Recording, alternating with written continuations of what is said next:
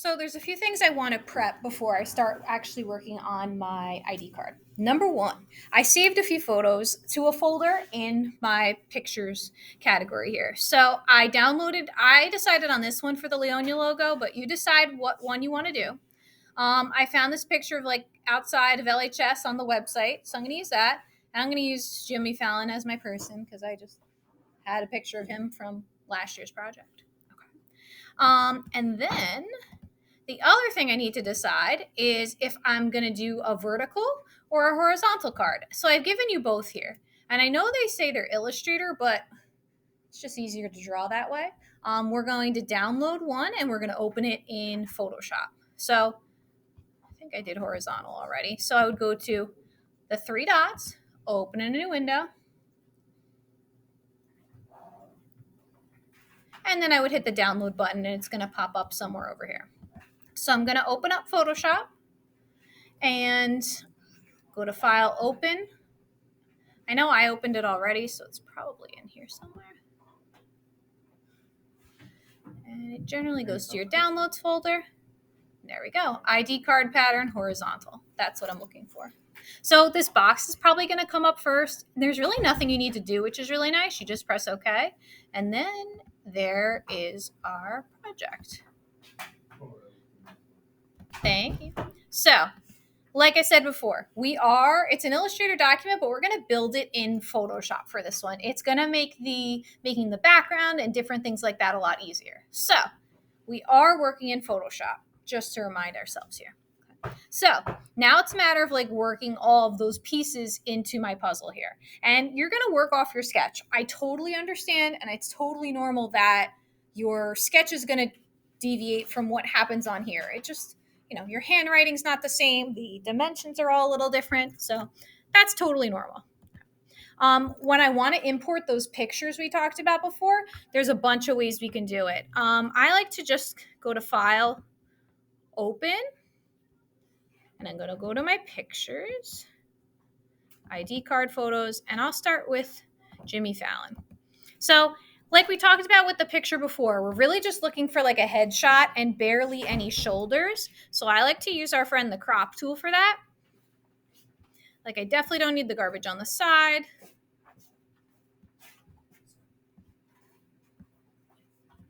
Like that. And I definitely don't need this much like shoulder, like honestly, just really, so it's mostly just the head. I'll click enter. And that's pretty much a good amount for what I need here. And then if I want to drag something over, my move tool here. Oh, can't move it, as you can tell. What needs to be unlocked? Yeah, the background layer. Yep. So I clicked on it to unlock it. And then I'm going to drag it. Not letting go, drop. Okay. So Jimmy's way too big. How am I going to transform him to resize him? Control T. Perfect. And if, in case we forgot how to zoom out, Control minus, Control plus. Okay. So that's a good start for my photo. So at least I have the picture. Another fun thing I noticed when I looked at my ID card too, I have like a little black border around my photo. You may have it on yours, don't really know. But if you'd like that black border, cool option here, hit enter. You could go to FX and stroke. And it will automatically, you could change the color if you wanted to too. And the thickness. So if you want a little black border around your picture, sometimes that's nice. It just depends on what you want to do. It's there if you want it. And if you don't even worry about it. Okay. So I've got my picture of Jimmy Fallon there. I got my LHS logo. I would probably remove your white background because chances are your background's not going to be white. So I just used my my magic wand, deleted, deselect, Control D, and I'm going to drag it over. So I'm going to work that in somewhere as well. Okay. And then text-wise, let's talk about like fonts that are going to be appropriate for information. We need everything to be really easy to read. And so what should we definitely rule out as far as fonts go? Cursive, definitely a hard no. So that's more decorative stuff. Anything that's more on the decorative side, cursive, a little bit too cutesy, it's going to be too hard to read. I know it sounds dumb because you're like, you want to make it look good, but you want to keep things relatively simple. If you look at your own ID cards, mine is all actually serif fonts. I'm kind of surprised about that. Yours may be sans serif, but I'd keep it pretty simple for whatever you're deciding. Maybe I'll just go with this for now. And a good way to make sure our text doesn't like fly off the page is to just draw a box so you know it's not going to just get too big. So, Leonia High School. I changed my color by using up here. Size, font, you can center it.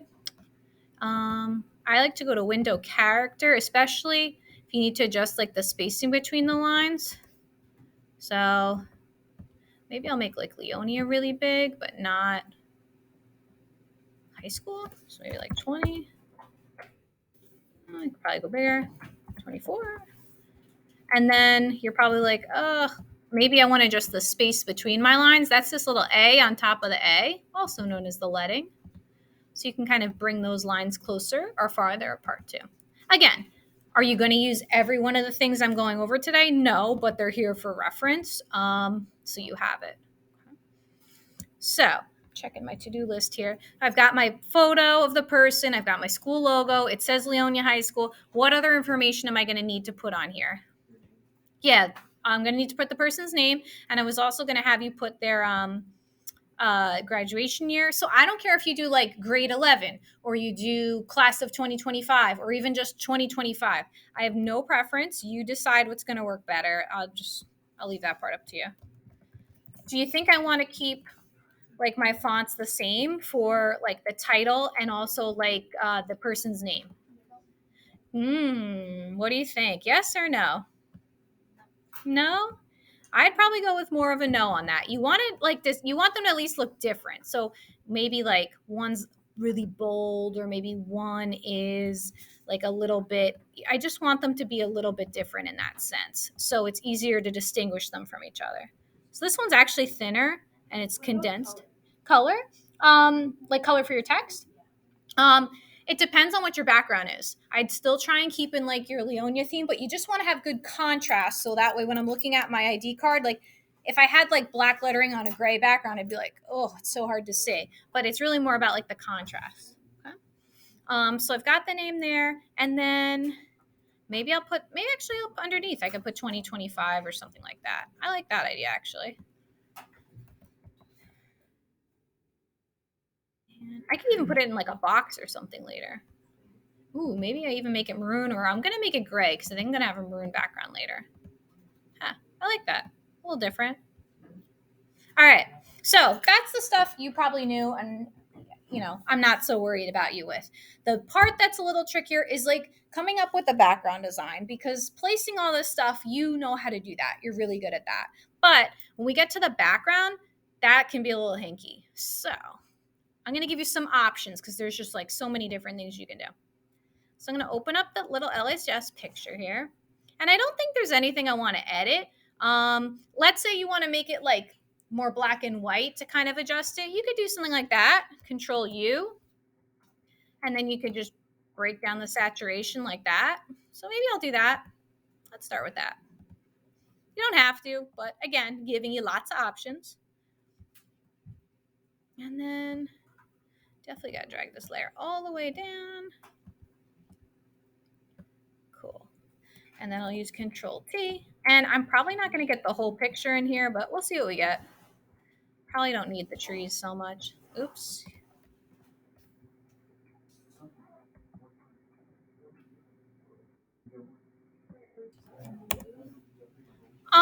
What did you say?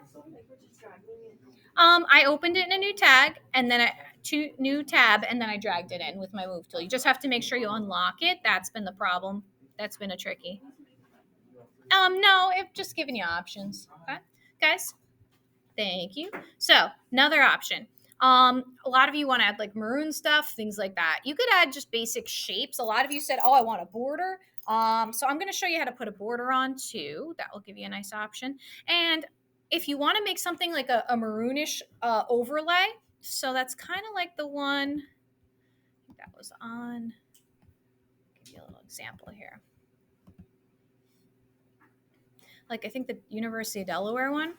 So if you want to do like a little overlay that like has a maroon tone to it, kind of like how this person took this and made it all blue. This person took it and made it all kind of like grayish.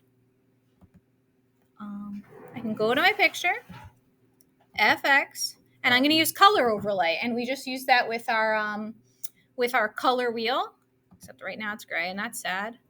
So maroon's probably like somewhere in this family here. It's hard to find a maroon you like. Yeah, that one's better.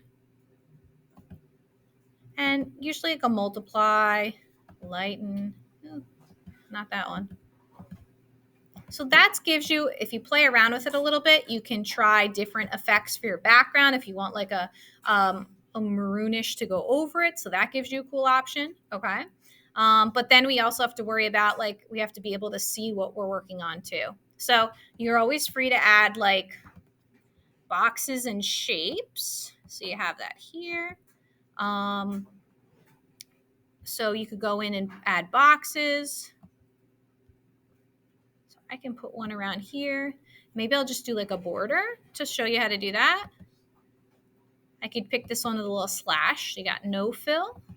And then your stroke, you could pick a color like white. And then you can make the border thicker by moving the slider. So for those of you who wanted like a border, that gives you a nice option too. Okay. Some of you really wanted that. So that gives you something to work with too. Now, of course, I'm not going to like solve every problem here because I don't want us to be here all day. But like there's a bunch of things I definitely need to adjust already. So number one, what are some things that I definitely need to address as I keep working?